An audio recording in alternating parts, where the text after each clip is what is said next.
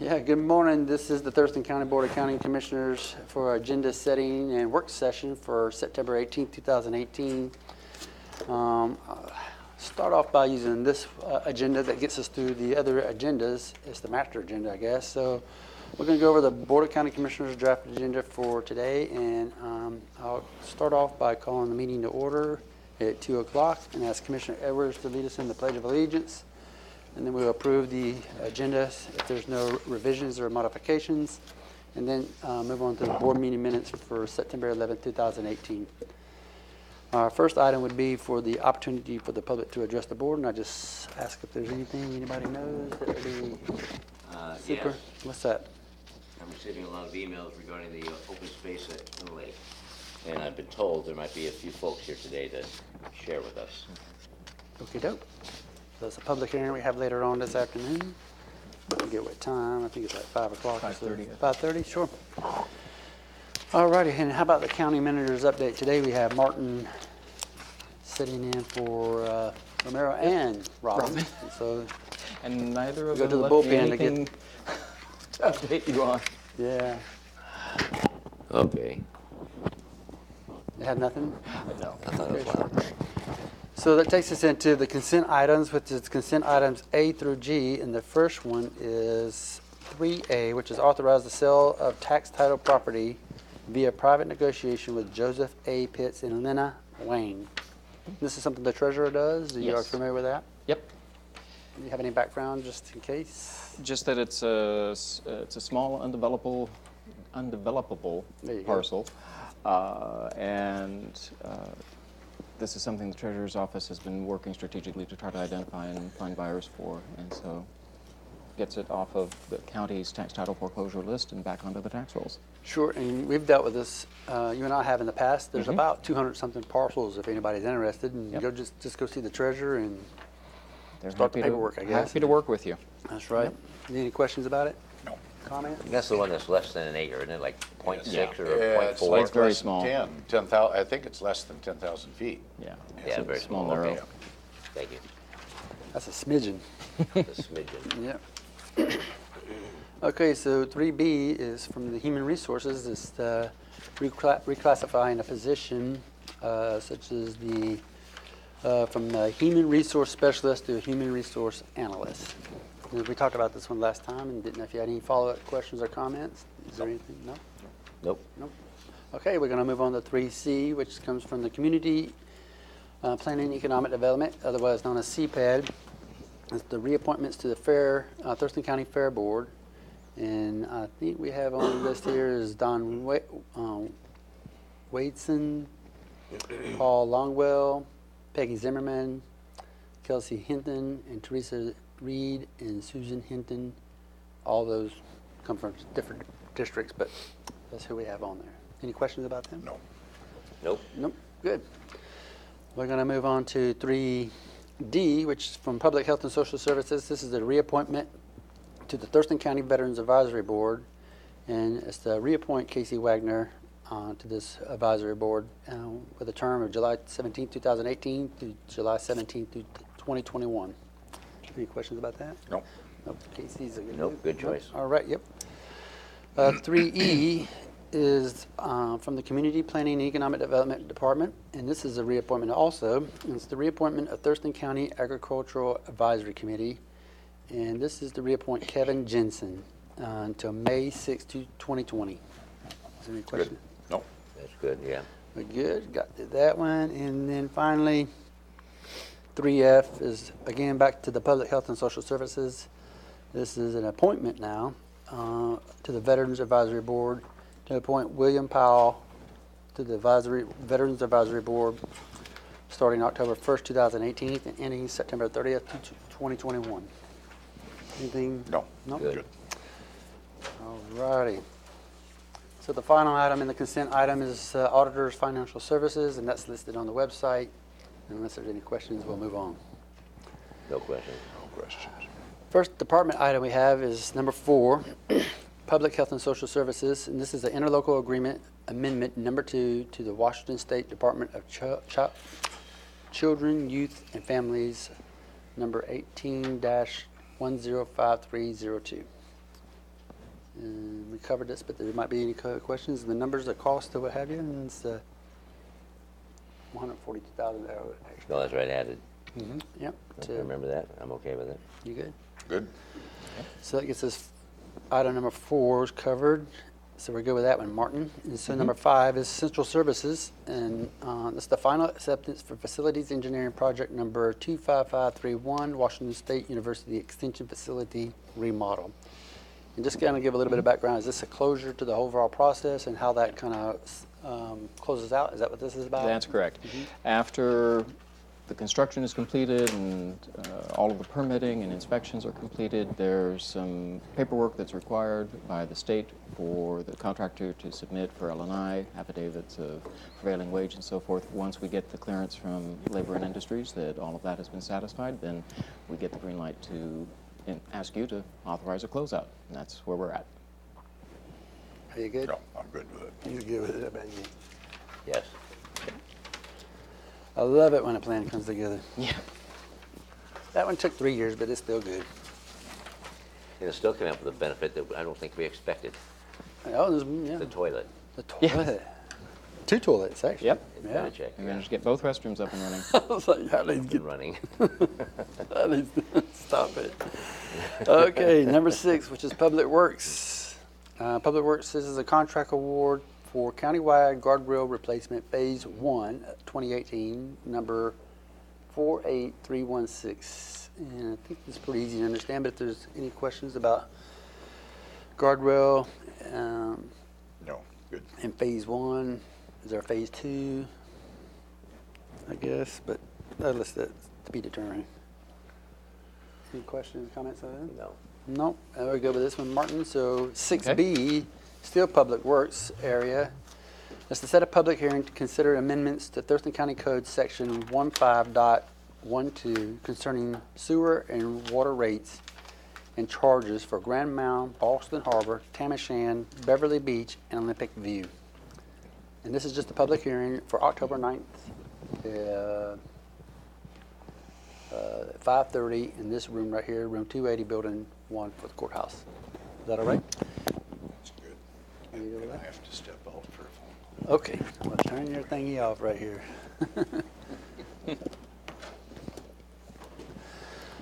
Okay, so that pretty much gets that out of the way. We have item number 7, which is the commissioner and county manager's items. Did you have any, does Romero or Robin or you have any items here on this number 7?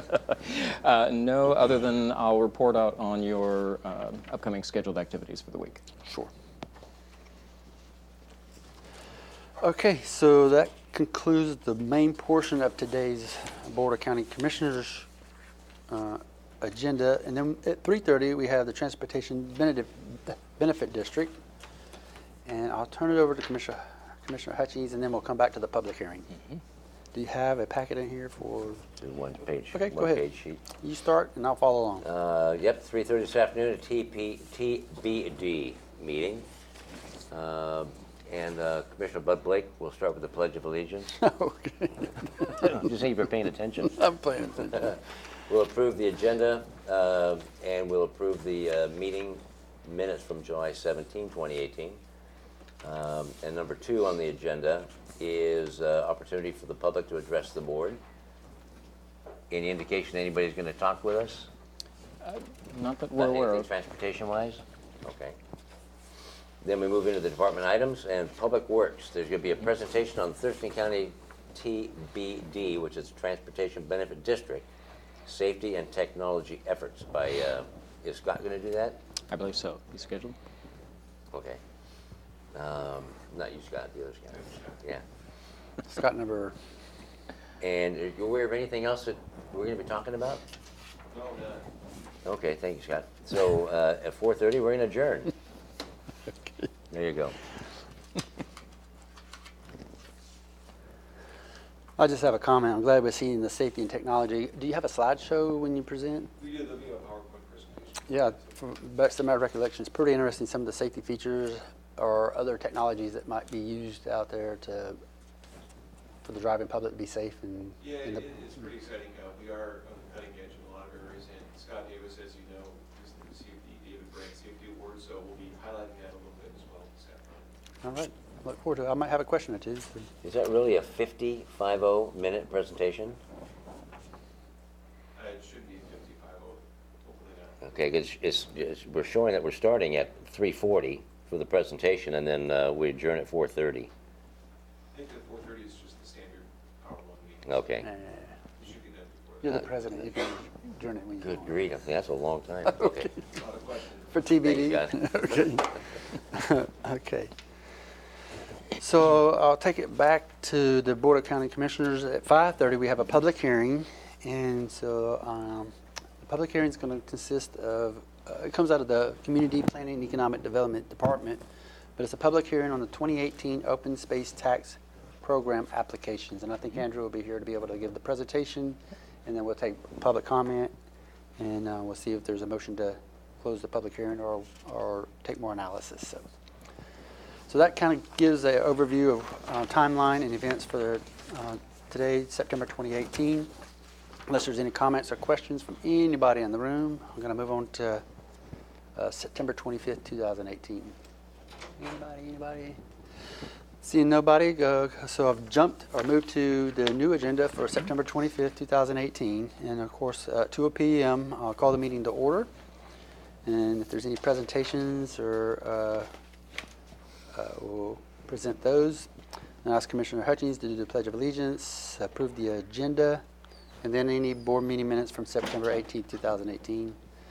I think it's a little too far out, but I'll ask anyway. Is there any opportunity for the public to address the board? Is there anything of concern for 25th of September? Not that we're aware of at this time. Okie doke. And so, and then county manager's update.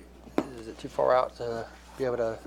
Well, speaking for Ramiro, who will be just back from 2 weeks of vacation, Yeah. he may want to share a few anecdotes, but other than that, I don't know that he'll have anything. The tan and all that. Okay. So that brings us to item number 3, which is the consent items.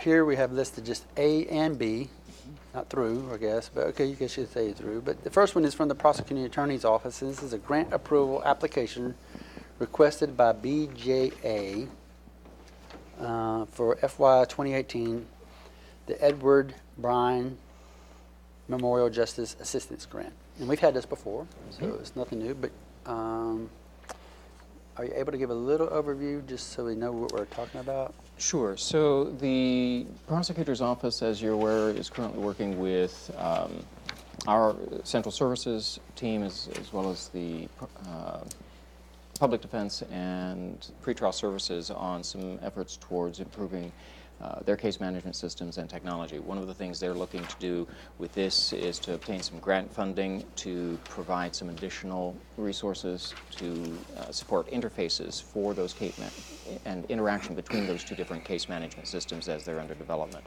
And I apologize, I don't recall the amount that they're seeking, but I believe that's in the attached materials from the prosecutor's office. Any comments or questions on Got that? it. We've had it Yep, that's a lot fine. of years. Yeah, a lot of years. Yeah. Okie doke. So that puts us at 3B, which is the auditor's financial services, and once again, that's listed on the website, so we can touch on that as needed. So I'm going to move to the department items, and that's the first one is item number 4, which is Public Works, and so 4A is to set a public hearing for the 6-year transportation improvement program for the calendar years 2019 and 2024. And I think either Scott Lindblom or Davis is going to present this. This is just a public hearing, which would be for October 23rd, 2018 at 3 p.m. In room 280, building 1 of the courthouse. So is there any issues with that date? On the 23rd of October? No, that's fine. Okay. I'll see you here then. So there's no issues with that. We'll move on to item number 4B, which is the contract award for the Grand Mound Water System Reservoir number 2, project number 94025. And you might want to give a little bit of background on what this means as far as construction and dollar amount. Sure. This is for roughly $1.5 million for construction of improvements to the reservoir system, and I'd invite Scott Lindblom up if you have any more details on this. This has been before, I believe, the board before. Since they've gone out for an RFP on this, and this is to award the actual construction contract. Yeah, this, sounds great, thanks. This is the second reservoir in the Grand Mountain water system, and we did go out to bid, and we got 3 bids this time. What this reservoir will do is double our storage capacity down in the Grand Mountain community. As you know, the Grand Mountain community is served by both county water and sewer, and what this extra water storage will do is be able to provide the expected development we see really coming down the pipeline right now. So it's going to be a great boon for the local community down there.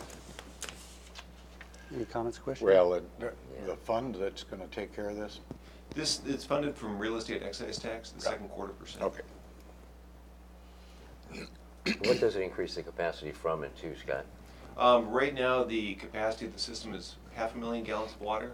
This second reservoir will be constructed right next to the first one and be another 500,000 gallons. So Do they fill at the same time, or they? It'll be filled at the same time, yeah. So it's going to provide water storage and fire flow and water supply for the community for a long time into the future, which is pretty exciting. Okay, thank you. All right, thank you, Scott. Thanks. So you're good with it? Mm-hmm. Are you good with it? Sure. So, okay, so that gets us through 3A, and, oh, I'm sorry, 3B. And so that concludes the 3B portion. So we're going to move on to item number 5. Yeah, 4B. Item number 5 is the commissioners and county managers items, and the description of this is the Summit Lake Special Use District petitions. And probably couch it to Romero, but can you give a general overview of Sure. what this is about? Under state law, there are provisions allowing for the creation of special use districts for specified purposes. There's a process that the law lays out for how to go about creating one, and residents in the Summit Lake area have organized towards that purpose. They have submitted petitions to request the creation of a special use district to assist them in lake management there around Summit Lake, and they have so far satisfied the requirements set in the law for them to submit those petitions and provide a filing fee with the county. So at this point, the law provides that the next step is for the county commissioners to direct the county engineer to investigate further the potential boundaries of such a district and the feasibility of the projects being proposed. And so what this action before the board will be is to direct the county engineer to take those steps. The county engineer then under the law has 90 days to get back to you with a report on their findings. Back to the board. Mm-hmm. Do you have any comments No, or questions? Are you willing to go forward with it? No, yeah, and this is something that their Summit Lake is asking for. Yes. Yeah. We've got, I believe, 33 signed petitions, I think was the count. Okay, Yep, that's fine. Okay, so this is just the boundary portion of it. Exactly. This is not the governance, the voting structure, all that comes later on. That'll come later on. If This we is get just to that level. establishing the feasibility and Okay. the engineering And the analysis. funding and all that, yep. They'll work, yeah, they'll have a proposal as part of it for their governance structure and rates. Okay, great, sure. Alrighty, so that takes us through 5. And then on the 25th of September at 5:30, we have a public hearing. And this public hearing is the approval of a system of rates and charges for the Thurston Conservation District. And this is 5:30 in the afternoon? Yes. Don't think it's an approval. No, it's not approval. This is just a Correct. public hearing. Ah, This is just to receive comment. Receive comment. Is that all right on the 25th? Yes. 5:30? Okay. Long days. Okay, we'll roll with it. If it's okay That's with what the they say, chair, roll it's okay tide. with That's me. what you do. You just roll with it. Okay. Okay, so that concludes September 25th, 2018, unless there's something else that needs to go on the agenda. Speak now, forever hold your peace. But, what? No. Okay, good. So unless there's any questions about September 25th, we're going to move on to the next work session agenda item. And so we have proclamations and awards is the next item. Do you have any proclamations and awards? No, I do not. Okay, sure. Packet here, where is that? What are you looking for? Hang on one second, Robin. Yeah, Well, proclamations and awards. we're just No. at that level, but Yeah, I got it. we're going to come back to that at the bottom in number 6. So. Yeah, this is all, got it. All right, so we're at we're briefing and public hearing decisions pending. So we have 2 items here. I don't know if one's priority over the other, but we got enough time for both of them. So the first one is Infant at Work Pilot Program. And so we're at a point where we're going to make a decision. 2 commissioners heard it in general last time and gave approval for guidance and policy making. And so just to kind of give you a chance to ask any questions. We have with us Director for Public Health and Social Services, Shelley Slaughter, and Director of Human Resources, Katie Gerard. And I would ask you in a second just kind of give a background, but if you want to give a framing piece of it, and then we'll have questions and comments for you. So the county, with the leadership of the board, have been exploring the potential for implementing infant-friendly workplace guidelines or policies and piloting that. We've had a preliminary conversation and have launched, or in the process of launching, such a pilot at the Public Health Building on Lilly Road. In order to support that effort, it's been determined that it's important to have clear guidance and policy in place. So the first step will be to endorse essentially the draft guidance that has been prepared by Public Health, Human Resources, and with input from the Prosecuting Attorney's Office to help support that pilot effort out at Public Health. And then, assuming it's successful, we'll eventually bring it back for you for consideration for broader implementation at the county.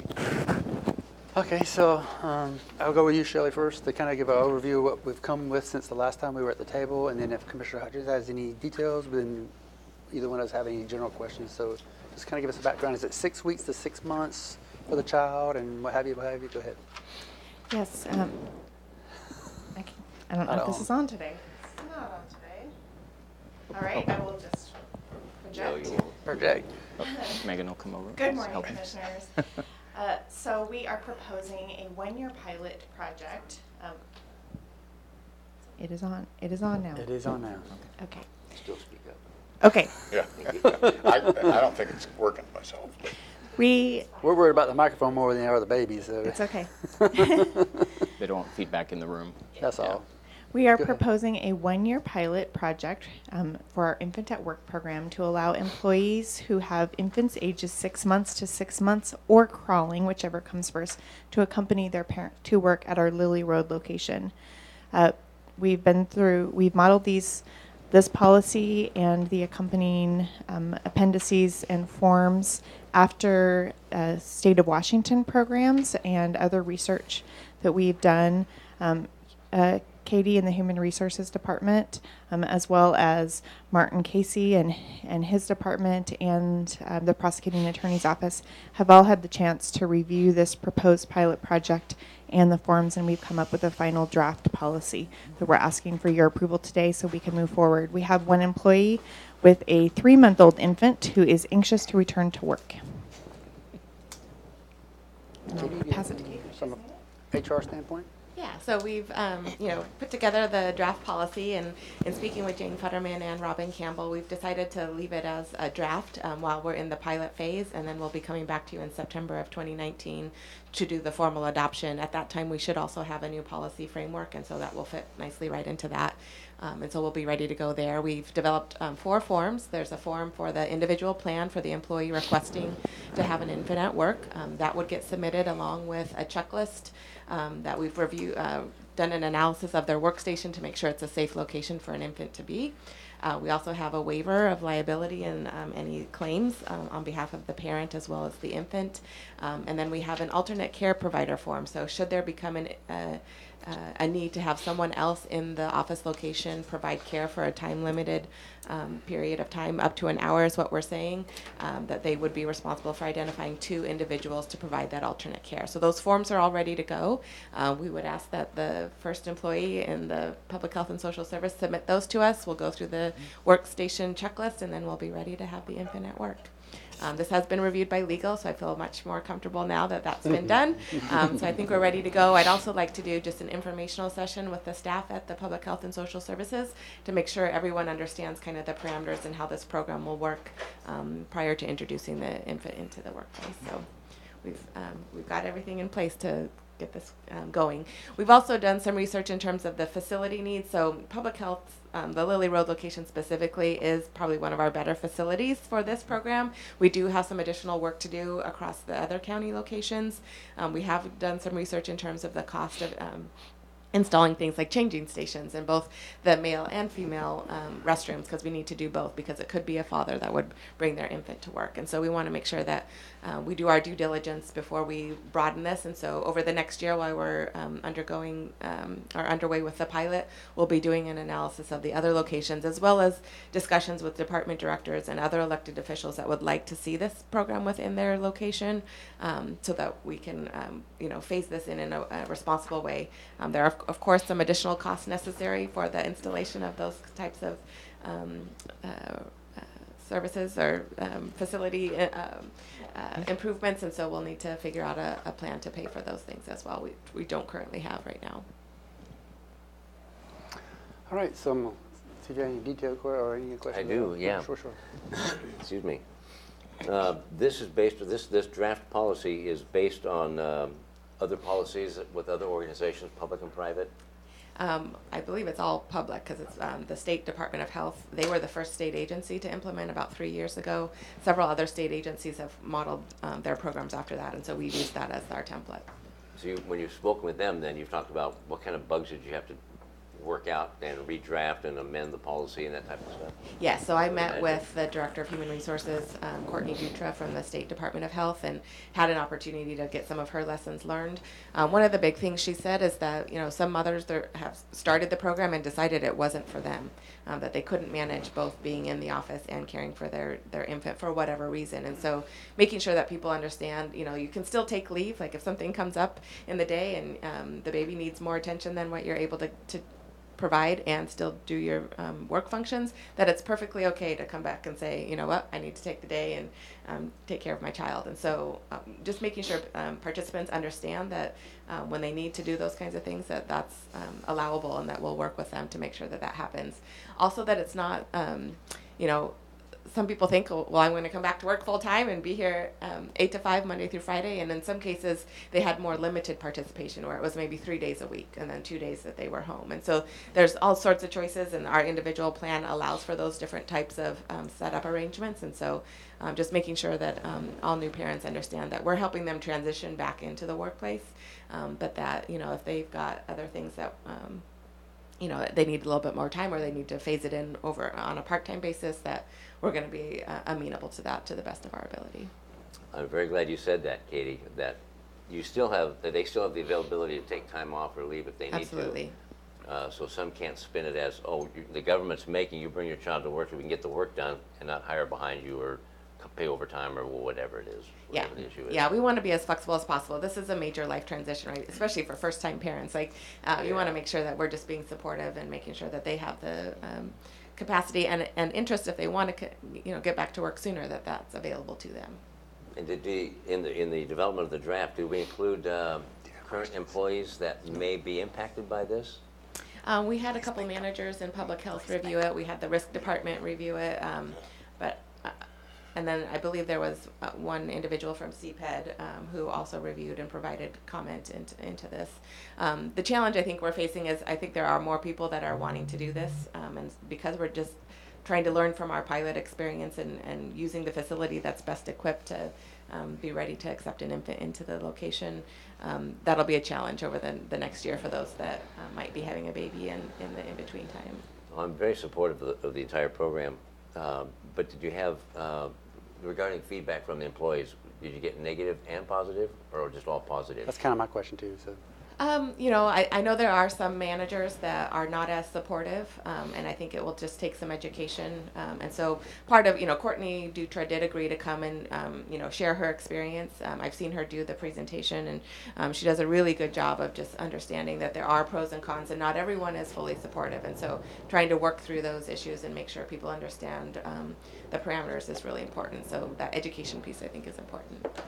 Yeah, I had a session with my leadership team, and so that's approximately 20 managers, directors, and supervisors. And we reviewed initial draft policy and just discussed the overall program and the intent of it. And I would say overall, by and large, the response from the leadership team was very positive and supportive. It was more, the questions that came about were more specific to specific job roles where people are out in the field a lot, just how they would take advantage of that, how that may affect scheduling and things of that nature. So there wasn't any concern that I have heard at this point of having the infant in the workplace. I think a lot of people are very excited and looking forward to having a baby around in our department. But we developed this facts and questions sheet so that we could consider some of those questions that had come up. So I don't anticipate any major issues. For our first baby that we have coming back works in our fiscal department. So the field questions is not an issue, and the first role that we're trying out is very well suited of having an infant in the workplace. So it's a good first try for us. And finally, I know this is a pilot program and in one specific location, but should this, I don't know if you did already, but should it become a county policy, have you already talked with represented groups as to issues or concerns they may or may not have? Actually, we're just today, because we have all the documents ready to go, we're doing a courtesy notification to the courthouse bargaining unit representative so that they're aware that we're doing this. We don't have an obligation to negotiate this with them. We just need to let them know that we're doing it. Should they want to come back and talk about it, we certainly can, but this is not currently covered in any collective bargaining agreement. Right, I understand that. I'm glad you're reaching out to them. Good. Thank you. Yeah, we'll always do a courtesy notification. We don't want them to be surprised by anything, and if they have questions, we'll certainly work with them to get them answered. Okay, thank you.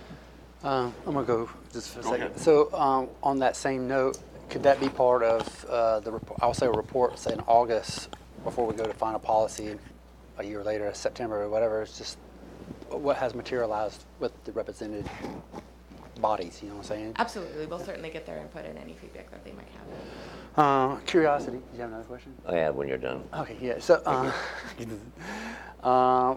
just kind of give us a general idea of what some of the data points you're trying to, in a pilot program, you're looking for certain data points and what have you, what you're looking at in terms of the positive, negatives of having a program such as this. And they don't have to give the whole laundry list, but just a couple of data points that we might not be intimately familiar with that you would be looking at as a pilot program site.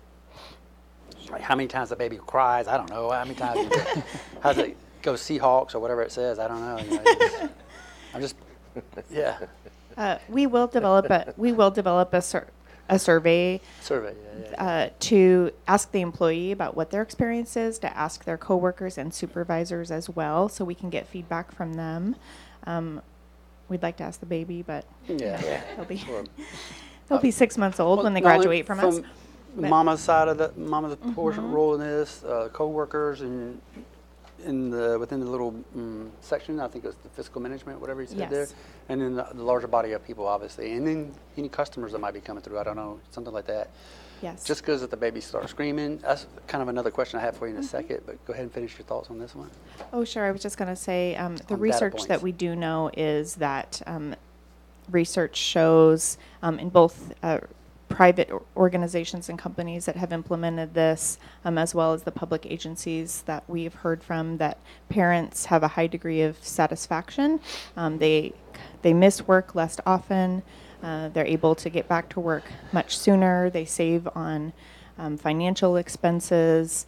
Employees that work around where the infant is report increased morale. prolonged breastfeeding, which has long-term health benefits for both mother and baby. So there's lots of things that we'll be looking at to see if our pilot project also yields these results. Sure. Anything on that? I have another one. Go ahead. Just on that, I just think it could be increase in contagion as well, Yeah. if you know what I mean. More pregnancies. Oh, Not disease. It's cool, it's fun. Well, it is an attractive benefit for people that are having babies to be able to have this as an option. you didn't think you was going to say that, did And you? before, my final question at this point, my final. Okay. Will there be another brief before the board before I was this gonna is make them do implemented? that. I was going to make them do that, yeah. Okay, Yeah, thank yeah, you. yeah, yeah. So in August, we want a pre-brief before we get to the actual policy portions of it. Yes. Yeah. A rundown. Another one? No, I'm done. Okay. I forgot my question. Oh, so I'm going to take the naysay. I'm very much for this, but the person who says, I don't know how to tell you I don't like this. This is a professional organization, professional place. How do I address this? I'm speaking on that naysayer's behalf. Is there like an anonymous drop box, or maybe the county manager's anonymous thing? How does one be able to speak up if they do or do not? I'll say more likely not like this than like it, and be able to voice their concerns without being dismissive or feel like there's any kind of repercussions of some sort. We'll provide the usual options, such as they can speak with their supervisor, they can speak with me as the appointed authority, and they can also speak with anyone from HR as well. So there'll be multiple pathways for them to voice those concerns if they don't feel comfortable at one level or another. But you just grab those all face to face. Yeah, but I'm thinking anonymously. So Yeah, Yeah. I think the county manager corner is where we should direct people because that is anonymous. They Can are you do that able- when you do the informational brief so that at least someone Absolutely. can say, you Yeah, know, we want to hear Right. all feedback, Total both positive and transparency. negative, because that's Yep. information we can learn from. yeah, yeah. You know, and the paid family leave, which we will start paying into those accounts starting in January, that will become available next January in 2020. Oh, that's and so right. they'll have that as an option as well, to be able to tap into those benefits post-January 1 of 2020. You brought the concern of the baby screaming or having a fit. My thought was, even babies, infants, have the right to remain silent. They're just not capable of exercising that right. We're not putting cuffs on I'm them. done. How about you? You got anything to say? That's cool. Well, I just want to thank you folks for digging into this, getting it accomplished in a relatively short period of time since it was brought to our attention, and considering normally how government moves. And I just find it interesting that the complexion of this board, that this hasn't been done before. I don't understand exactly why it didn't take place before, because we've always been pretty innovative here at Thurston County in applying situations that might be beneficial for our employees and the public in general, because I think there's an efficiency issue that's going to come out of this at some point. Yeah, So, thank you very much for your effort, and look forward to having this implemented. Baby steps. Baby steps. So we'll be putting the forms and the draft policy on the Human Resources website, and then make those available. And then once next year, when we're ready to adopt final, we'll put it into the policy manual. I have one more thing. My pet peeve. What is the PR behind all this? Let the world know we're doing this. Can you give me a plan? Yes, we're actually going to draft a press release about this because I think it'll be very positive information for our community to have about what the board and the Board of Health and our department is doing to support families in the workplace. It is very innovative for local government to take this step, and I think it'll be really exciting to share.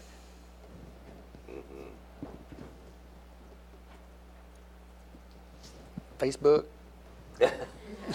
Keep going. Yes, we have multiple ways in Okay, which we can good. share this information with the public, and that also includes social media. We'll be including it in communications to all of our employees as well as the public. So, Okay. yes. I was picking But on we you, sorry. will be at the level of preparing a formal press A formal release. press, sure. But it's not to the level yet until it's established countywide that it'll be in some type of recruitment, advertising. We will promote it as a pilot. Pilot. And we're learning so that we are able to do it more broadly. And, you know, there are a couple things we do need to protect the privacy of the infant Sure. and mother, so we do need to, like, get their permission to be able to use any names, but we can certainly talk about the But there's also, program in general. there's also with a public release announcement that encourage others to do it, be it private sector or public sector, and start yeah. chit-chatting about it, so to speak. That's what I'm hoping Challenge. for. The challenge. But, I mean, there's two things you got to do. It goes with that, so that's what I'm looking for. So.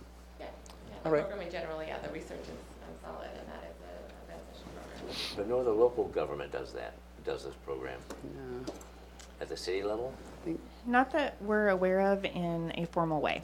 Okay. oh, okay. So, maybe we get central services to be the next department, huh? Who knows?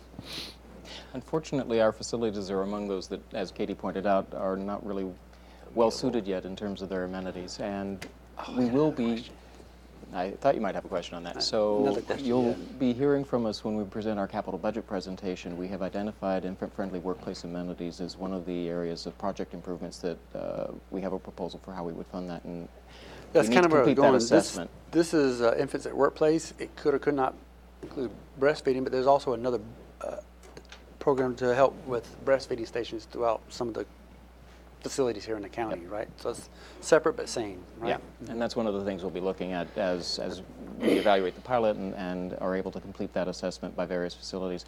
We'll be looking at some opportunities where we can target further improvements in the physical infrastructure to support these kinds of policies and programs. Okay. Anything else? No, thank you. You know, I guess I'd just point out that we don't even have thermopane windows, let alone, you know, modern facilities to deal with this change in the societal issue. So Martin's looking for approval. You're at approval for this? For the pilot Oh, program? yes, You're yes. approval? Endorse So you the guys- pilot? Okay, good. Okay, we're Good to go. All right, thank you very much. Thank you so much. Come on back with more information. So the next item we have is the Shoreline Master Program. And so I think we're going to have Josh come to the table. Yep. Cindy and Brad. Morning.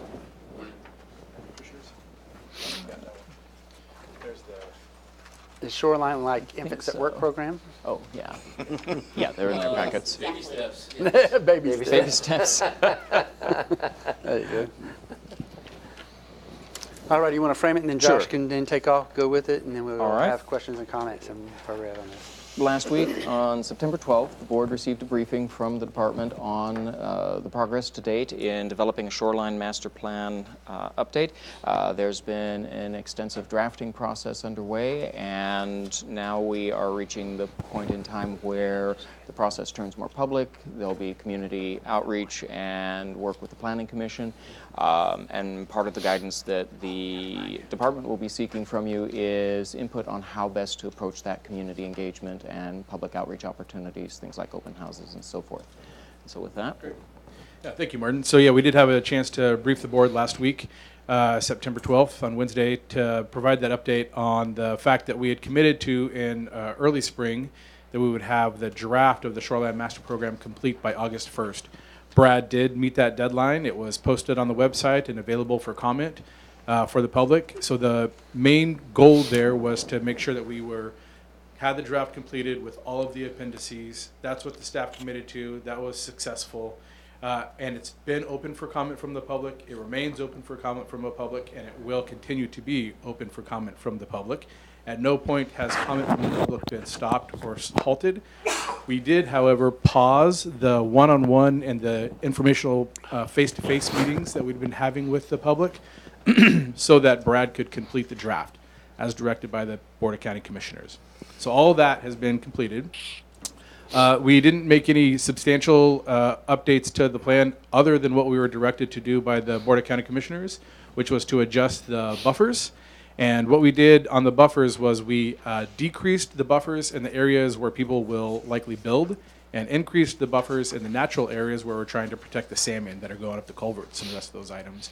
And so what we talked about in the briefing was A, that we completed it, B, that there's a timeline, and that's that one with the arrows at the top, and see within that packet, you can see how our buffers, Thurston County buffers, compare the current draft to the 1991 buffers. 1991 is the last time that the Shoreline Master Program was updated. That's been a long time. So a lot of regulations have changed during that period, but you can still see that as requested by the board, we were able to reduce those buffers in the areas that were important for building and increase the buffers in the areas that were important for protecting the natural environment, as Commissioner Edwards relayed during the briefing. And then you can also see how we stack up against the local counties comparatively in our Shoreline Master Program buffers. So all that to lead us up to the question at the end was, with our commissioners previously, that in your hand there, Commissioner Blake, is the stripped down version of the things that we're committed that we need to do for the public process and having the Shoreline Master Program completed and brought to the Board of County Commissioners. When we add on extra meetings with the public face-to-face, it will slow that process down. And so the question on the table that was left during the board briefing period was, how much face-to-face engagement would you like us to add to that timeline, and or combining that with the speed of being able to bring it to you guys, to the commissioners. Again, we don't need a decision at this exact moment, but we do need you guys to be thinking about the direction. We will continue to engage the Planning Commission as listed on that sheet. Tomorrow, Brad will be presenting this information on the completed draft to the Planning Commission. I think that's September 19th, it says on that chart there. But do know that we will look to you to help us gauge how deeply you like us to have face-to-face interactions with the public. We are receiving their comments and cataloging them as we get them in, and they will be part of the discussion going forward. And as you can see from that timeline, there are other open public opportunities for the public to address our staff and the Planning Commission and the Board of County Commissioners. That's a lot, but there you go. Comments? Just brings me back to earlier when we asked about public comment, and I've received emails from folks concerned with the SMP. So there may be public comment today or next week about that. That's good. I guess you thought. And to the point, we had received previously public comment that said that we hadn't changed anything in the most recent completed draft, and we did change only the buffers as requested. So that comment was correct, and that's what we were directed to do, and that's what we did. You have a comment? We heard a little bit about this last week, I believe it was, and Patrick and Catherine Townsend left ecology handbook for adjusting the shoreline management program under Chapter 6, public participation, and I suppose we'll follow and meet all those requirements as we move forward, right? Yes, sir. Okay, I think they just felt that we were cutting the public off. I just wanted to make sure that those folks and others knew that we were going to follow the process. And our staff has already gone the extra mile, and we look to continue to provide opportunities to the public. We appreciate the comment, though. Thank you for bringing that up, Commissioner Edwards, because she did speak, I think it was her, when I was handed the packet last week, that they feel, I shouldn't say intentionally, but they felt very cut off, that their voice is not being heard at the county level, at various levels, as mandated by law. We understand their perspective. We've received their comments and have them in our staff's hands, and we'll continue to address them as we receive them. Good, thank you, sir. Thank you. Definitely. So September 19th, 3 October, and 3/17, October 17th is the next. Yep. Yeah. Those are the Planning Commission dates, the work sessions, and so the public can come to those as well. And then the early November open house. What does that mean, and where and how? So yet to be scheduled, but that's another opportunity for all members of the public and folks to come and interface with our staff and do charting on boards and have a dialogue about their concerns, certainly. Has there been preliminary work on the open house as far as a plan? Yeah, that's what it is. It's the charting and the boards and the maps and the buffer Not the areas. locations. Oh, no, not yet. It'll likely be within the courthouse facilities. Oh, okay. Did you have a thought on that? Well, as we did with the strategic plan. One was in Rochester, one was in Yelm. Yelm, and one was here. Just some sort of I know. trifecta of some sort. And that's exactly the kind of direction that we're looking for. If you guys would like us to engage the public in other ways, Ask them too. I mean, they might want No, different. no, you know, I agree. just at least 3 points of in the county. Okay. Maybe 4 or 5. I'm not trying to insinuate it. It's just, I definitely least want three. at least 1 or 2. and so what we would do is at the top line here where the arrows are, we would add those extra 2 or 3 meetings and increase the timeline just a little bit as the process goes. Have we reached out or have we received feedback from our tribal partners regarding this? That's a good question. We have reached out, and they continue to be on mailing lists, and some members, representatives of tribes are participating in some of the smaller regulatory group meetings that we were having. And what is their mood ring like? And I mean, what I mean by that is, are they amenable to what we're doing, or where are they on this? They haven't really, I mean, they've been participating in meetings, but I haven't really received any comments from them as of Okay. yet. Thank you, Brad. And to the point of completing the draft, that was kind of where we were at, was nobody really wanted to formally comment on an incompleted draft.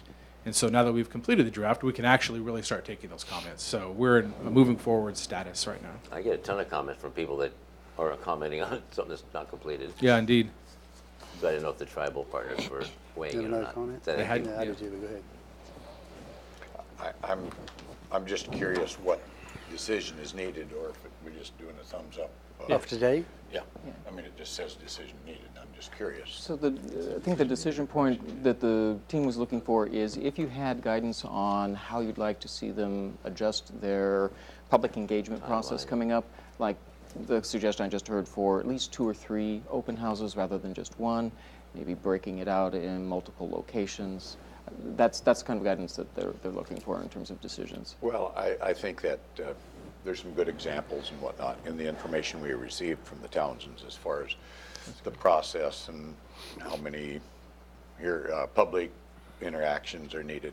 Just as long as we meet the requirements, because it's going to be a review with ecology, I guess, as part of the fix, if you will.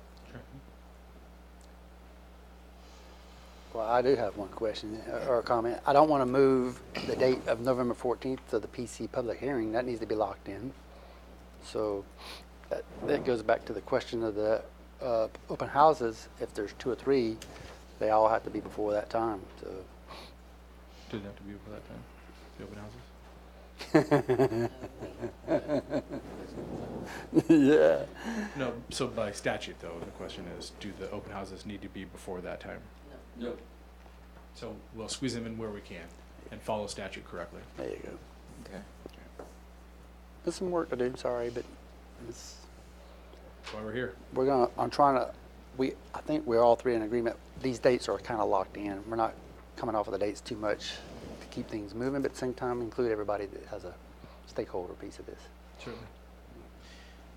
Yeah, so I think that we have some decision points. Okay. Some direction. So Yeah. consistent with keeping the public hearing on November 14th, sounds like the idea is to at least try to structure 1 or 2 additional open house type events for public comment at different locations around the county.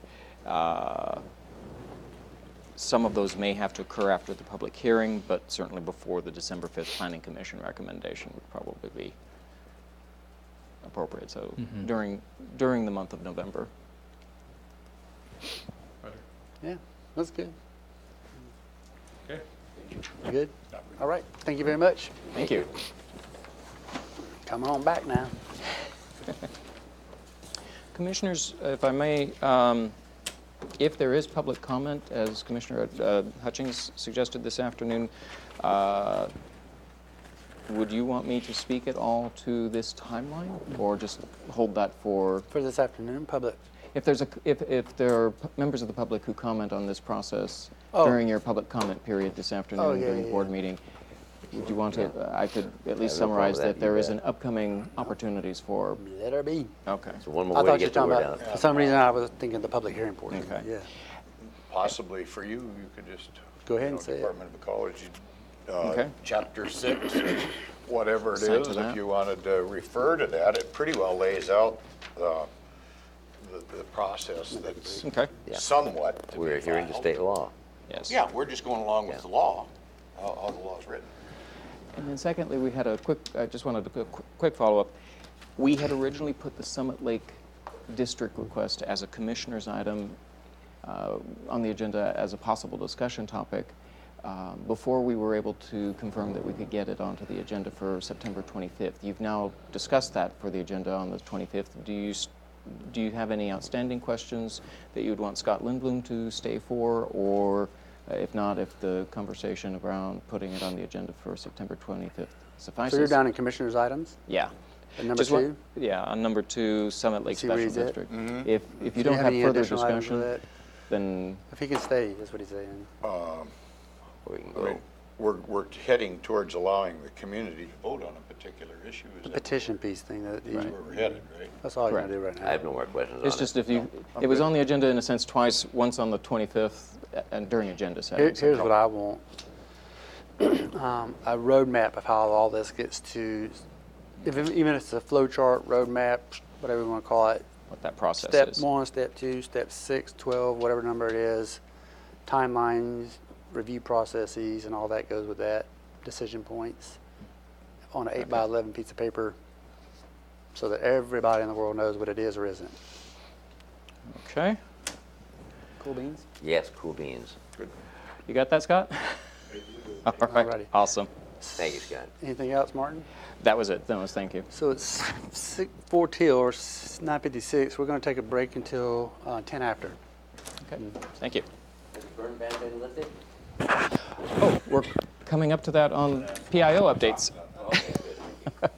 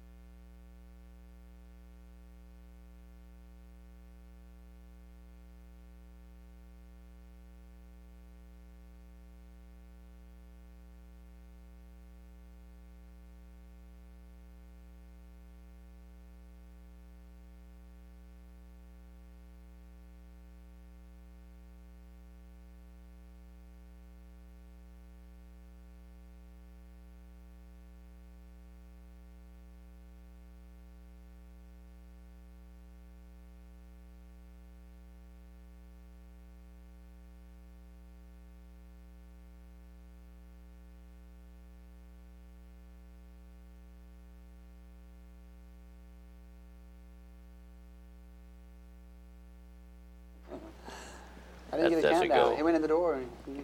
Go time. You ready? Okay. So we're back for the work session here at the Board of County Commissioners for September 18, 2018. And we left off with the upcoming of the legislative update. And we have one item, it's the annexation legislation. I'm going to turn to Martin to see if there's Okay. any background, and then we'll have a discussion. So I'm presenting this on behalf of Robin Campbell, who had a conversation with the county's contracted advocate, Jennifer Ziegler, late last week, and wanted to bring to your attention that a bill that was considered in last year's legislature related to annexations by cities. That bill did not pass the legislature last year, but it the sponsors of it, it's prime sponsored last year by Representative Hunt. The sponsors and the cities that were interested in this legislation have been continuing to work the issue over the interim, and it's appearing that they are getting some traction with other legislators around revisiting the issue in the 2019 legislative session. Jennifer wanted to bring it to your attention for discussion and consideration with the recommendation that perhaps the county look at developing or thinking about language in the bill that the county might recommend or propose as a way to correct any concerns that we've had in the past. So it was just to bring it to your attention that that topic is resurfacing for situational awareness, and suggest that course of action. You don't need to take any action on it today. It's just, as I say, for awareness. I definitely would like to look at that and know a little more about that, what they're Certainly. proposing. Yeah. Yeah, well, I don't know what they're proposing. It sounds like they're currently planning, what they're I know what they tried last presenting time. around is essentially the same bill as I'm not went even through know last year. that. I don't know what they were proposing. To do away with the BRB, the Border Boundary Review Board, It's just to do away with it. effort to kind of, it was presented as a way to streamline and simplify the annexation process, but I know there were some concerns with the mechanisms that they were using or proposing to do that with. Cities felt that the Boundary Review Board was a hindrance to their process Yeah. of annexation, and wanted to do away with the what they call the BRB, the Boundary Review Board. But then that takes any other voices out of it, whether it be another city, another county entity, or any other person that's membership of the BRB. And so it favors cities without a doubt, but I don't know what the impacts are as far as cost or time or progress. So Well, I'd rather have them work on something like the process on any of the other things we do, but I'm not in favor of short-circuiting that process. I think the public needs to have their say. right. And last time it was overwhelming that counties throughout the entire state said no, and there was a huge, very strong response to that bill. In fact, it was like terminated early on in the process and never made it a life of it. I guess at some point, I'd like to be able to have at least a good basic background of the whys, why they're proposing it, and why we would oppose it. Certainly.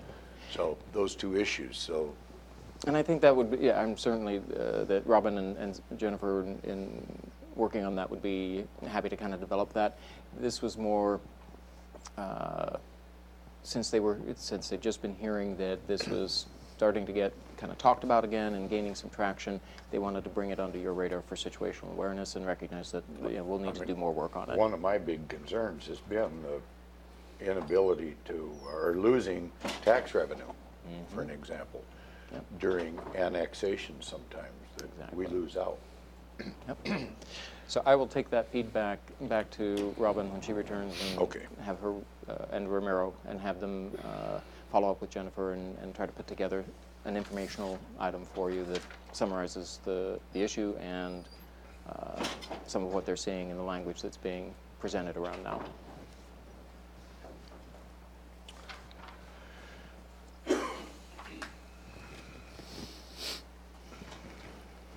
Any Any other questions on legislative update, annexation, or any other? Yeah, and I had to step out to find something that I don't have, but I'm not in favor of anything that's detrimental to the county. No, it's not equitable. But regarding annexation, I have a question, and it's kind of annexation in reverse. I had a conversation with a landowner, a small landowner in the county, but 1.7 acres of the property is in the city, and they want to build an ADU, and the city is giving a tremendous amount of grief for a couple of years over that. So I was asked, can we unannex out of the city and come back to the county for that 1.7 of our 30-some acres? I said, I've never heard it going backwards. I don't know. But I would think, I don't know if the process, they would have to petition the city, we want a divorce from you, and we would accept them or not. I don't know if there is such a thing. I don't know how that works. Well, it could happen. I mean, Well, aren't we going to be allowing ADUs coming up here pretty quick or something? I'm not familiar with that. I am familiar that at least there are some mechanisms depends on how whereby fast you want to move on it. cities can dissolve as entities and essentially revert back to county, but I'd probably invite, I don't know if there's, there you go. Send them to CPED. I'm happy to do that, but I still want to learn what the process is. Sure. Should there be another one come up? Once we know, we'll let you know. All right, and I see this individual on a regular basis, at least weekly, and I just, Yeah. I'll send him your way though, Josh, thank you. ADUs were mentioned. Aren't we doing something on ADUs ourselves? Yes, we are. We're working on that. Prompt plan. Okay. There you go. Anything else, Martin? Anybody? on No, not legislative? on legislative. About the breakfast? No, I do. I spoke with Judge Schaller this morning, and she reiterated that all the work has been done from the court and the clerk's office and such, justifying the caseload, even to include Yakima and Kitsap County, and their caseloads regarding the state cases that come in. And she said we have more than enough justification to not just reinstate the dock fees lost, and then some. We don't anticipate getting that, but they have that. It's all ready to go. That was very happy. I was happy to hear that, of course. And you started to ask about the legislative breakfast? Or lunch or dinner, or whatever we're having? I don't know if there's been any further progress in the planning of it, other than I know you got the recommendation back from Jennifer and her team to continue to hold that in early December. Okay. So the second piece of what I just said, though, I forgot, is the AOC has that, and they're on board with it, and the association is going to hit the legislatures up Okay. to reinstate, give us some money back. Okay. Anything else? All right, we're going to move on. And the next item we have on the work session agenda is the PIO check-in. You got the mic? Yes, good morning. Good morning. How are you today? Hello, Megan. Good. So yesterday we posted a news story on our county news page about climate mitigation planning. So that's been posted and shared through Constant Contact and county social media platforms, and Public Health has also shared it on their platforms. On Thursday, we're going to post another county news story on the benefits the county provides, with a highlighting the VIBA program, so that we can get the information out about the action you took to start the VIBA program. And VIBA stands for Oh gosh, Veterans. Veterans Employment. Veterans Employment Benefits Or I think it's Association. Voluntary Employment. Voluntary Benefit- Employment Benefits Voluntary. Oh, Take the veteran out. Association. Association. There Yes. you go. Say it Voluntary. again. So the public knows it. Voluntary Employee Benefits Association. There you go. VIBA. VIBA. We'll share that on our social media posts with a come apply for our jobs, look at the benefits that we have. So it's actually really nice to have that out there anyways, because I actually learned that we have some benefits that I had no idea we even had. So it's a nice little rundown of the benefits that we get So as there's a county benefit to the employees. benefits. There's a benefit to the benefits. There's a benefit to the benefits. Rick Thomas and I are attending the Olympia City Council meeting tonight, where they're going to be approving the interlocal agreement with the county for shared expenses on the feasibility study. So we'll be there for that. We'll be available to answer questions if Mayor Selby has any questions. That'll be an experience. It'll be interesting. It's after public comment, so we'll get to experience public comment. I might drop into these. You might be there as well. Okay. And then yesterday, the City of Olympia, City of Tumwater, and City of Lacey, as well as Brian and I, the public information directors, we all met yesterday for kind of an informal lunch, mostly because we've never done it before. We kind of just got together. It was really beneficial, I think. We're going to start doing it quarterly just so that we can have that camaraderie and get to know each other a little bit better. I gave an update on the Courthouse and Civic Center project, as well as the Hazardous Weather Task Force and how we're preparing for the upcoming hazardous weather cold season. They said that they would also be happy to work with us on doing a cold weather kit supply drive. Oh. So I will pass their information on to Erin, and she can send it to whoever it needs to be sent to. So I got names for who would be the best contacts for each of them. So there's that. Good morning, Commissioners. Good morning. So I wanted to provide an update on the burn ban. Last week, there was some discussion about lifting the burn ban in Thurston County. On closer examination, we did not ban recreational fires, which is what we were looking at lifting. That was never part of our burn ban. Our burn ban only applied to yard waste and land clearing burns. So there was no action needed to be taken. And by council from the fire departments and the fire chiefs was to leave the burn ban we had in place until it expires, which is this Friday on September 22nd. So no action was taken on that, but I wanted to provide an update on why not. We did put it out on social media that recreational fires are allowed with some information where you can find how to do it safely, just to make sure everyone knew that they could do that. And then, so with that, I'm working on a Thurston County Connection episode with Commissioner Hutchings' office on suicide prevention. We'll be producing that on September 24th, which will air in October on Comcast Channel 3 and our YouTube channel. I've also been working with the Veterans Employee Resource Group. They're going to be doing some activities for Veterans Day through that month. We're going to highlight some things in Thurston Insider. They want to spotlight some veterans that work for Thurston County, put photos up on the internet, and things of that nature. So I've been working closely with them on that. And also with HR, I'm working with Debbie on a recruitment video. We're going to be doing a day in the life of a Thurston County employee. This is going to highlight the important work we do for the community, the benefits of working here, work-life balance, and those types of things. So we'll be sitting down with some candidates to discuss that project on Thursday, and we'll be moving forward with production in October.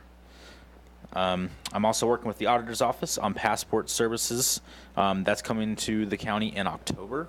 They have yet to figure out a date when that's going to happen because they're waiting on some renovations to be done and stuff, but we'll be sending out a news release this afternoon announcing that passport services are coming, and they'll be doing some other outreach efforts as well with the radio and things of that nature.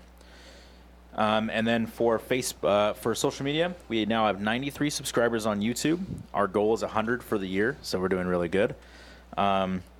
We have 3,921 followers on Facebook, 4,847 followers on Twitter, and 917 on Instagram. We are on track to meet our goals for the end of the year. And to reiterate, that's 5,000 for Facebook, 6,000 for Twitter, 1,000 for Instagram, and 100 for YouTube. And also, I wanted to provide an update on the promotional video we did for the what is this stuff called? High friction surfacing. It was a month-long video we did with a marketing firm that had 90,000 unique views on Facebook and Instagram and is watched about 500,000 times. This included over 600 likes, 188 comments, and 160 shares. So that ad was widely successful, pretty well received, and we got a lot of likes out of it. So that was the benefit to us. So. I just want to make it clear that that's not an ad that we as the county paid for. It was a grant through the Washington Traffic Safety Commission, and it was a $5,000 ad. So that was not something that actually the county paid for. So it was a benefit that we received through the Washington Traffic Safety Commission.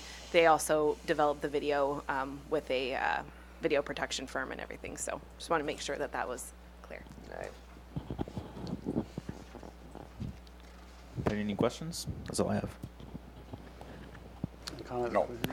Comments you have?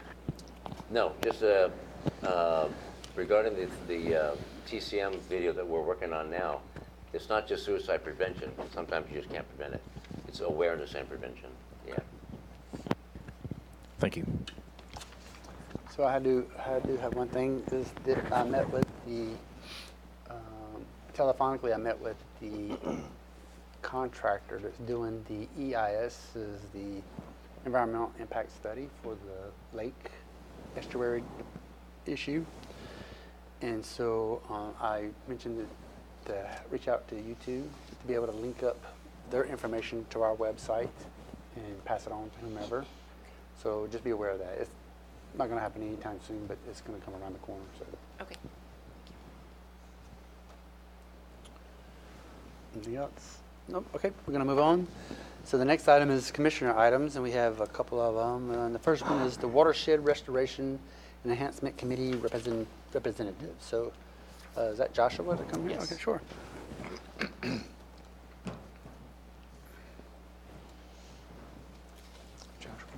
And just to refresh the commissioner's memory, there have been some recent conversations around Deschutes watershed restoration and enhancement projects, and there is a process through the State Department of Ecology to have local representation on advisory boards and the entities that kind of make these funding recommendations. We've now received a letter inviting us to formally designate a representative to the appropriate board for the Deschutes watershed. And so CPED is here to tell you further about that. Sure. Thank you, Martin. Yeah, this goes back to the legislature's decision on the Hearst bill. This was the water availability, water rights, all that, SB 6091. And they designated that watersheds will plan for how you're going to make your watershed better in the future, essentially, really stripped down version of what their intent was. We in Thurston County have 5 watersheds. The first watershed is the Nisqually watershed, which has a deadline for a completion of a plan in February 1st of 2019, so it's going really fast. The next one on the list is the Deschutes watershed. And that one is being led by Ecology, and as Martin described, they have asked for us to provide a designee to that committee.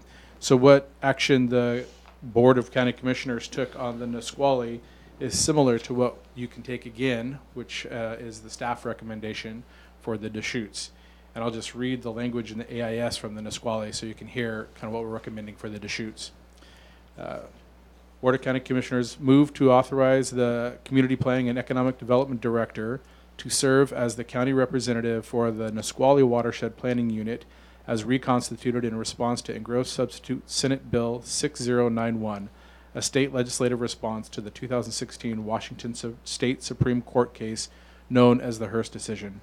So what staff is looking for in response to the letter from Ecology is for the Board of County Commissioners to, again, take an action similar to that, and we're recommending that same action, designating the director as the representative. Staff will continue to join and participate, and we actually have a briefing coming up being scheduled for early October to give a whole rundown on each one of the watersheds, the timelines, what we're looking for in terms of how we are at that table and communicating the needs of our citizens to that group. But this is very narrowly focused on just having you guys give direction on us participating on Deschutes. I might just add for the Commissioner's information, the letter from Ecology, which was sent on September 12th, has a deadline for response of September 26th. The 26th of September? They have asked us to Quick turnaround. attach their a letter of response by September 26th, Okay. either designating, telling them who we're designating, or declining to participate. Have you spoken with the director, and is he amenable to this? Yes, I have, and he is. Okay. You want Part of Josh the to represent? process. You want Josh to Yes. represent? There you go, 3. Great. Represent. And then, we'll, like I said, we'll come back in early October and have some other conversations on the other watersheds. The other one I want to put in your head just soon is the Chehalis Basin watershed. The Chehalis Basin Partnership is the lead on that watershed planning unit, and they have reached out to us in the Commissioner's office and how we'd like to proceed more information will follow on that, but I'll follow up with commissioners individually on that topic. If we're amenable to this, can we put this as an AIS or something this afternoon or today, so it's done? On the On the shoots. The shoots, yeah. I don't know if it needs an AIS. Or it needs something, doesn't have to needs something, doesn't it? I don't think this one does in terms. So this one is led by Ecology, and Ecology has invited us. We can just accept the invite. Okay then, okay. I think that would be appropriate, Which given is the what you direction read you've just before. I thought we provided. had to do another one. It was just that's what we had to do with the Nisqually one. It was a different process, but the language I think is still Same, okay, applicable. good. Did you have thoughts, Sandy? One of the other requests in the letter is that there are other members of the group, and they asked whether you had any nominations for both residential construction.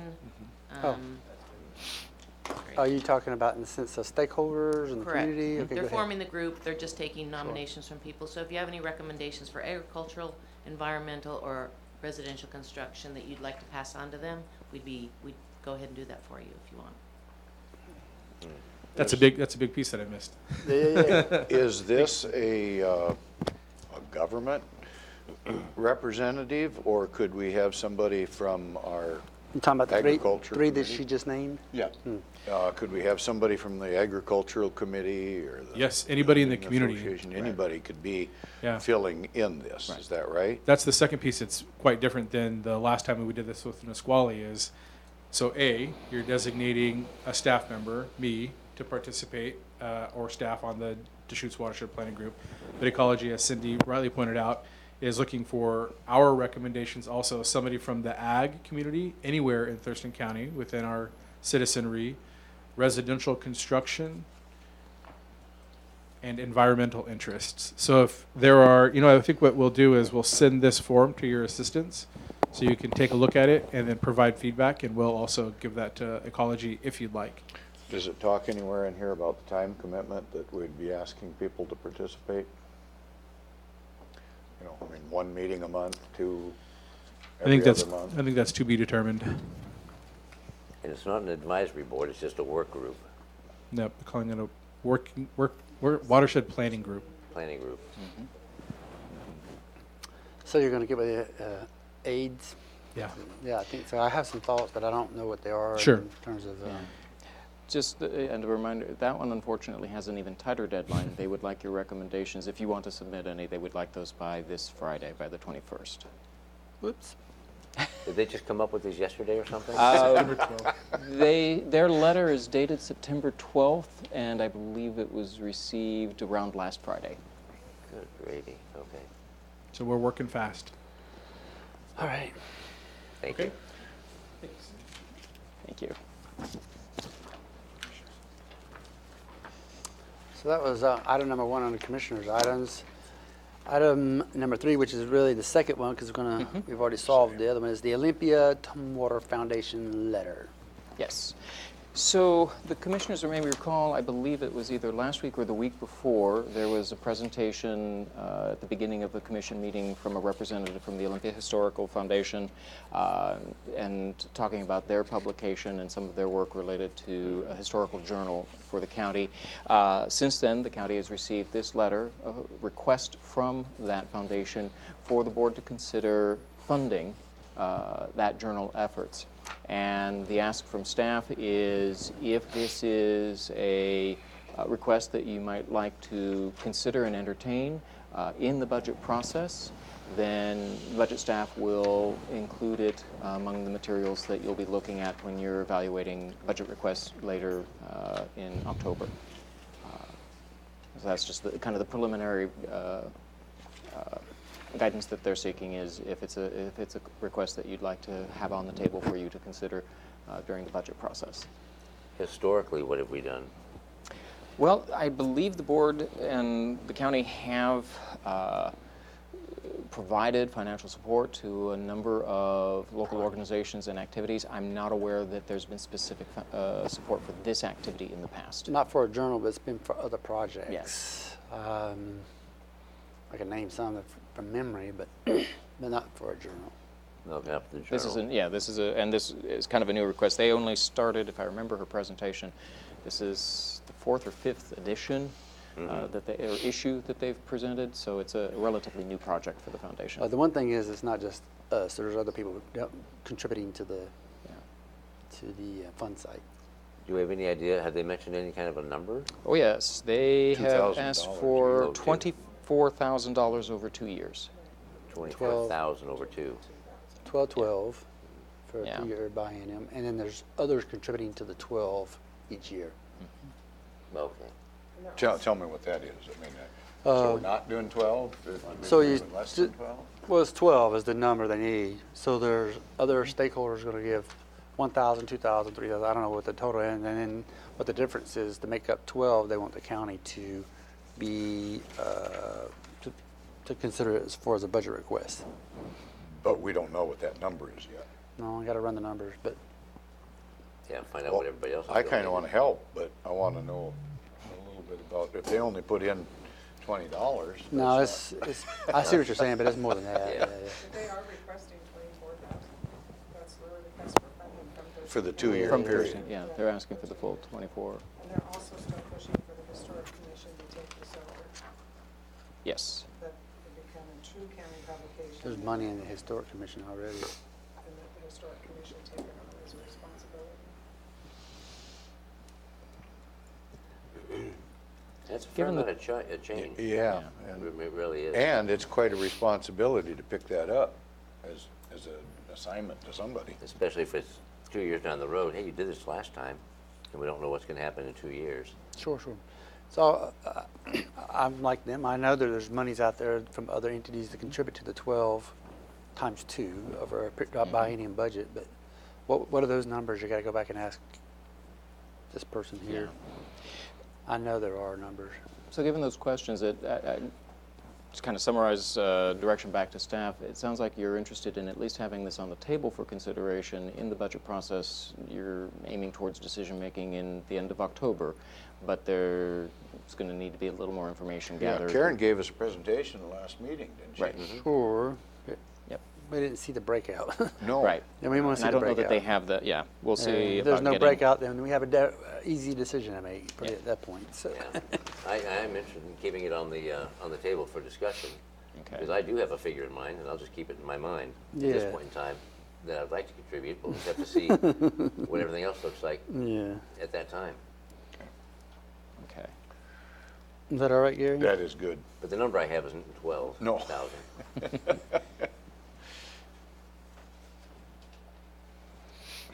Okay. I'll let Robin and her team know.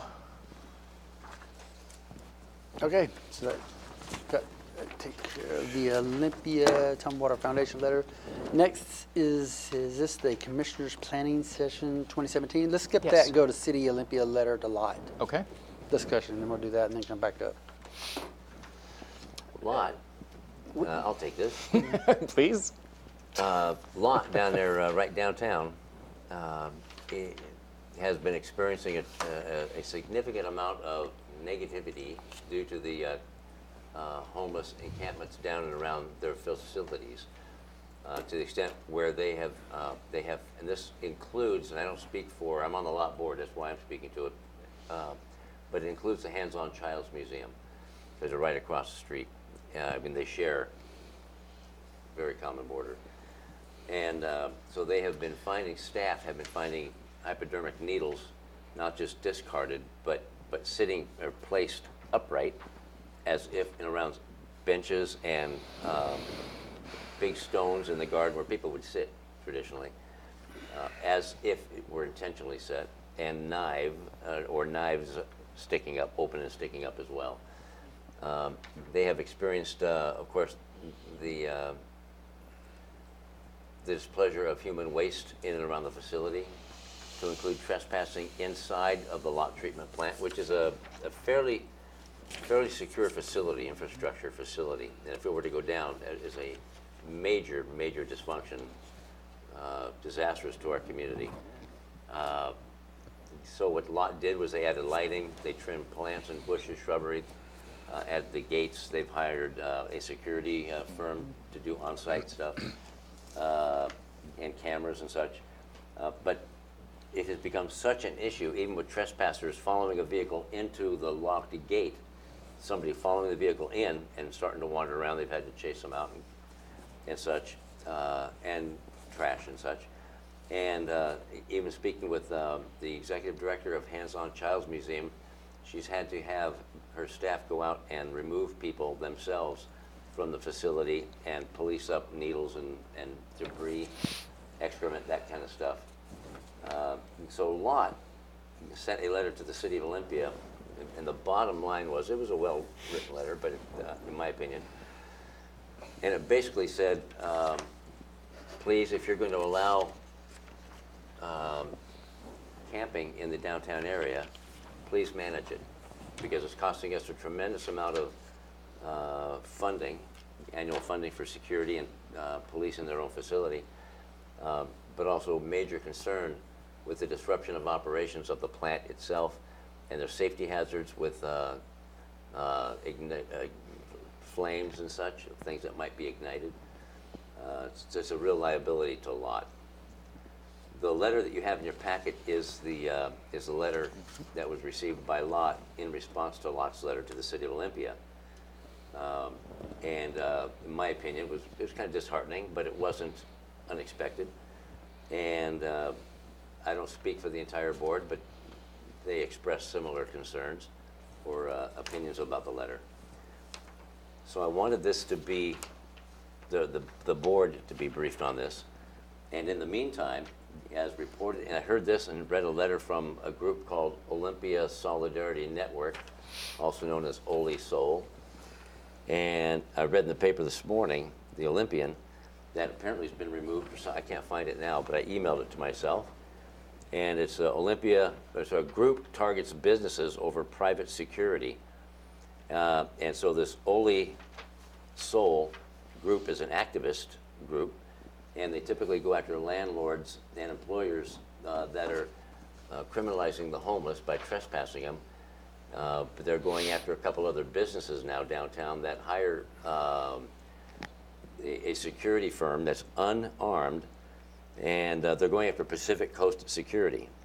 Now these folks, to include Lott, have hired Pacific Coast Security at a tremendous expense to patrol the perimeter and inside the facility.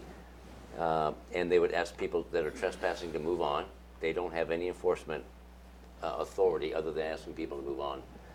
And if someone gives them grief or refuses, they call the local police. Olympia PD will go down and try to mitigate what's going on and resolve the issue. So now this Oli Sol group is targeting a couple of businesses downtown Olympia that hiring Pacific Security for patrolling their facilities.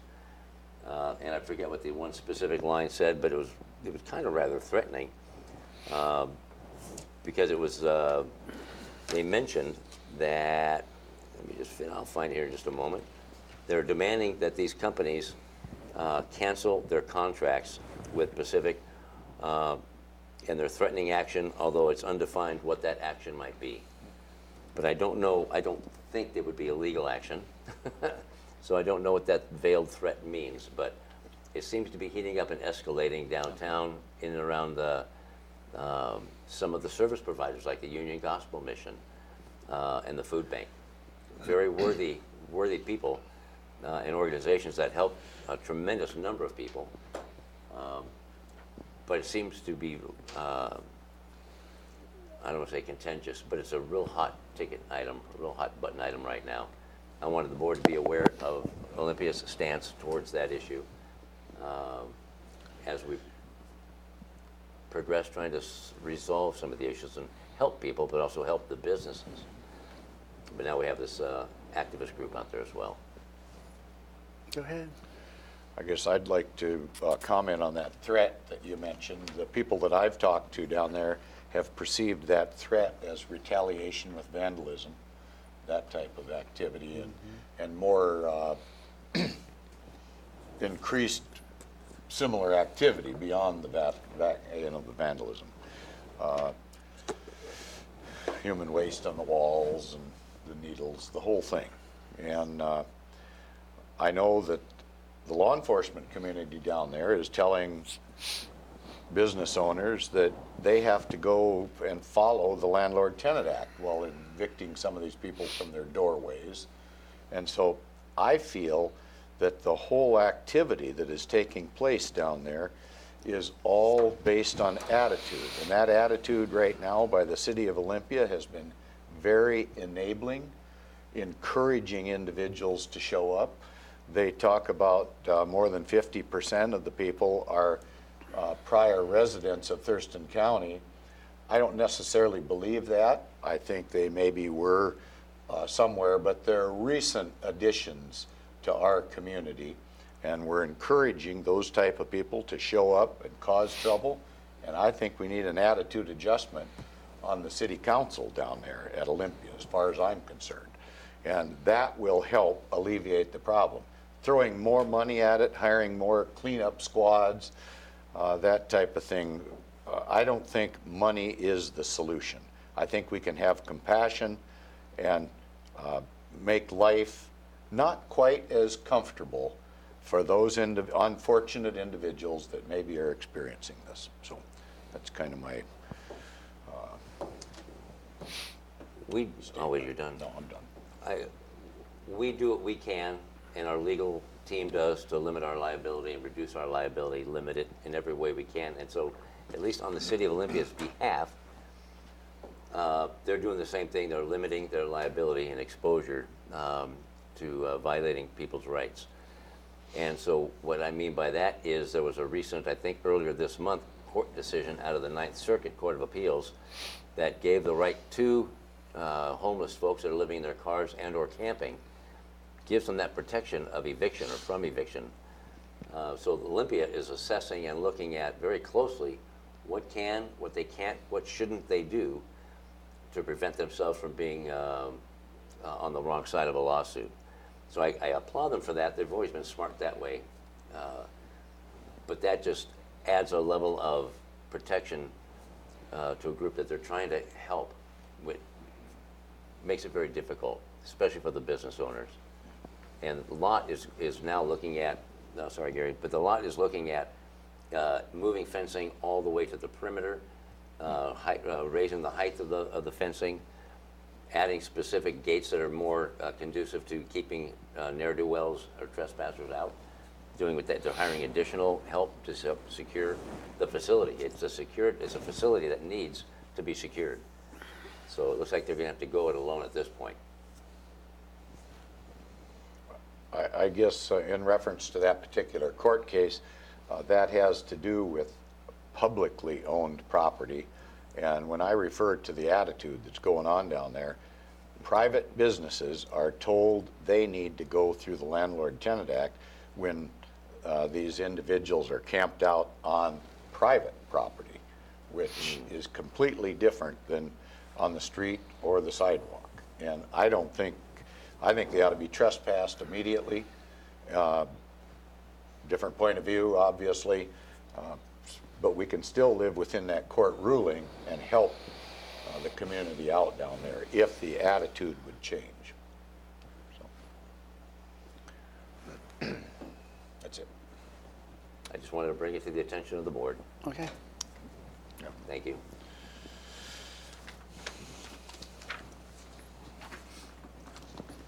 So now we're going to go to number 4, which is Commissioners' Planning Session for September 27th.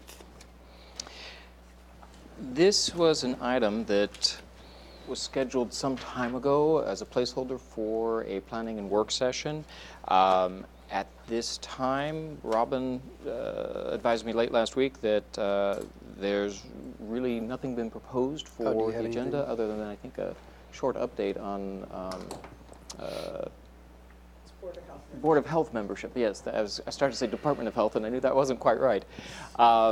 And so the question from staff is this still the best use of that time for you? Would you prefer to cancel, or do you have other agenda topics and activities that you would like to see on that agenda for September 27th? Or would you like the gift of time back? You know what he's asking, right? Right. So is there anything on your mind you want to throw on the agenda to have a work session or planning session over that's... Not currently on there? Yeah, you can do, there's a lot of things. I mean, And Robin asked also for you to keep in mind that if you decide to put anything on there that is within her purview to discuss as far as budget, she will be returning the day prior, so she wouldn't have any preparation time. So who would be briefing it then? Unless her staff does. Yeah. So, okay. I don't have anything to add on at this point in time. I'm not saying I won't within an hour or so. Yeah. Just give us a minute, not this very Absolutely. minute. Yeah. I got a couple things I penciled out here, but. Okay. Is there anything currently on the agenda? Just a discussion of Board of Health membership. That's it? Yeah. That's the only item that they'd received so far. Okay. And yes, you're right. We don't have to make a decision now. They just wanted to know I'd for rather planning have the time purposes. if we're, I'd love to get the time. yeah. I mean, that's kind of my initial blush right off the bat. Okay. And I'm trying to remember the duration. I think it was set for all day. So if you determine that there are still some things you do want to have time to talk about, it could just be a matter of shortening and freeing up either the morning or the afternoon. It is set for 8 to 5, Yeah. and then there's the opioid forum from 6 p.m. to 9 p.m. At the fairgrounds. And gonna be a long day. what is that going to consist of that day? Do we know the answer to that? That I don't hours. know. Yeah, no, I don't Yeah, know. but do we have an agenda or anything for that? I don't know who's hosting it or doing it. Yeah, Okay. I don't have any information on that. We Yeah. need to have more information about that, I think, as well. If I had to, There you go. I would almost opt for a morning work session and an afternoon to work on things ourselves and then be able to go to that if it's required. That would be my initial blush. Okay, we'll see what we can find out about the opioid farm and then its agenda and who's putting that on. Thank you. Okay. We'll hold that. And then I was going to text. Oh, there's Labanita right here. Okay. So now we're going to do advisory boards and commissions. All right. You bet. It's in the packet right here. We got the applications, Storm Surface Water Advisory Board, 2 vacancies. Clayton Hill and Jeff Johnston. Have you had time to review those applications that are enclosed? I have not. No, Well, you might have the 27th to do it, yeah. There you go. if you get the gift of time back. Yep, there you go. The Board of Equalization vacancy, Mr. Barnes, we've got a call into him, haven't got a call back yet. Oh, Okay. Okay? all righty. Fair Board members, Vernon, you were going to make a decision from last week. You were going to look into it a little bit more. We were going to talk with other fair board folks and get a recommendation or a feel or something. I don't know if there's anybody's done that. The Fair Board staff. Weren't we going to do that? All this. Oh, that's right. Yeah. It's on every one of them. Show me what you're looking at. Paul Longwell suggested I apply for this. Oh. Well, I didn't, the only thing I looked into was the Robert Barnes. So, I'd need more time to look into the rest of it. Okay. So we have not asked the fair board, though, folks? The Fair Board speaks highly of this gentleman. I have not I think heard he's- from any other members other than Mr. Long. Oh, okay, well, if the Fair Board speaks highly of him, I'm good with that. That's kind of what I'm looking for. Okay. Okay? Okay, Yep, we're good. I'm gonna see if I can get this added to today's agenda. So sure. we can move forward. Yeah, good. Good, thank you.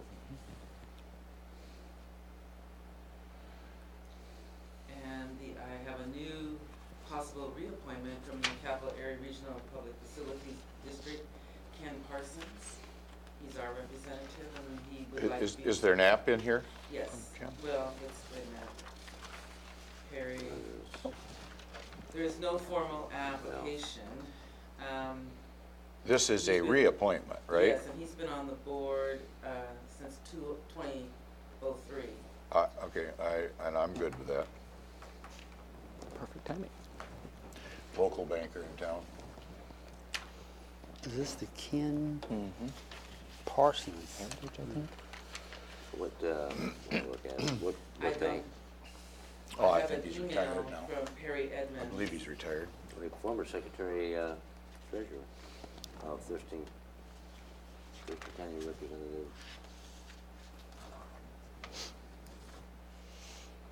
They didn't tell me. Public Facilities District. Secretary treasurer. Okay, yeah, so he's there. Don't have any issue with him. He was appointed in '03. And his term expires March, coming up March. Okay. I want Yeah, to he's go been ahead and reappointed, reappoint him. been reappointed a couple times. Yes. Thank you. So you got that, Martin Labanita? Yes, reappoint Mr. Ken Parsons, Mm-hmm. and also appoint the Fair Board member. Vernon. Yes. Vernon Deering. So yep, you got two of them. Okay, so gonna go to current and upcoming expirations. So the agritourism, be aware of that. I don't have any other new applications that have come in at this time. I'm gonna be working with Brian regarding social media. I just haven't been able to have time to pull through. Okay. So that's all that I have. Okay, I'm good.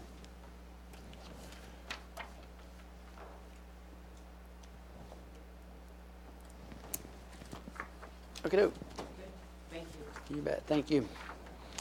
So it takes us. Oh my God, I got a crowd of people sneaking in here. Wow. No, Yes, it's for. I know. You come in peace, huh?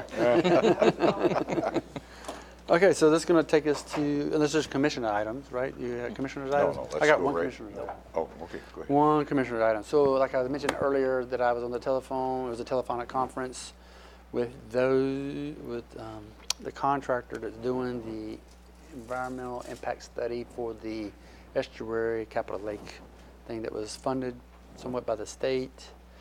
Up again, I think it's like $4 million. So they were doing the preliminaries of what the EIS is, a timeline over our next meeting of what they call the executive board, me, Mayor Shelby, Mayor Comet, Lacey's not there, the port, and one or two other people. That's the executive board. I can't remember everybody at this moment. Meet every quarter. That's good to go. The one thing that I was draws concern is that at the end of the EIS, whenever they finish that, they will have a preferred recommendation to which way to go. Whereas I thought the EIS would be more across the board, what's the word I'm looking for? Directional, but let the facts be the facts of which solution to go, and let the community or some other entity approve. It's not, Who's gonna pay for it? well, I don't know that. Who's going to pay for the EIS? No, this. The restoration final or whatever. project. Well, who knows on that? Oh my God, that's so far out. I don't know. But so they will have a preferred, what they call a preferred alternative. Is the way they said it. So, and so we'll see what that brings. That topic came up last night. At Lot? At Lot. I was at the sea level rise update and briefing for electeds, and it came up from the perspective, because it was about the sea level rise and what it would do with Capitol Lake, and Capitol Lake's impact in that, and their contributing factors to sea level rise, and all connected to other kinds of stuff. And so that did come up. But every proposed contingency or plan to mitigate for the sea level rise was inclusive no matter what happened to Capitol Lake, whichever direction it takes. All these things that the city and Lawton are looking at doing to stem the flow or the damage, it matters not what happens to Capitol Lake. I guess my point is they had a preferred alternative versus preferred solution. That's kind of, I know it's all in the wording there, but, and then the fact that I thought that the EIS was just going to give a Just an EIS. yeah, EIS, yeah. And now we're going to have a directional component at the end of the EIS. That's for And sure. how's that selected, by a consensus or a majority vote? or- Well, we'll have to see how the EIS works over time to see what the numbers say, I guess, is what they're trying to say. Let the science speak for itself. So, How long will that take? When's that expected? 2 years. 2 years? Yeah, 18 months to 2 years. So this won't be tomorrow, but I'm just telling you what the latest was over a telephonic conference. So. And that'll include the two groups that are kind of battling as different philosophies on that lake? Oh, Will it'll they be more than that. included? There are several public Well, here. yeah, but at least they will be able to. Oh, I'm sure they are. be Yeah, yeah. included. Oh my I'm God, hoping, yeah. right? Mm-hmm. And last week, Lot was provided another packet from CLIPA regarding some updated information regarding the lake. And I haven't read it yet, but I was told by some others that it's pretty much the same material as previously supplied. But I haven't compared the two yet to see what the differences are, and I haven't spoken with anybody. But that was just last Wednesday. They didn't mention in there the commercial application of nitrogen fertilizer to forest lands, did they? I didn't read it. No? Okay. I'm just wondering if somebody's going to take that into consideration at some I point. don't think it mentioned Victoria or the population No, of kids well, either. I can't quite go that far with it at this point. That's before Puget Sound. Yeah. Be happy to give you a copy of it, or to your Yeah. assistant. All right, anything else? Commissioner's item? I guess not. No, I don't. All righty, we're going to go into closed session. So take about 2 to 3 minutes, and it's going to be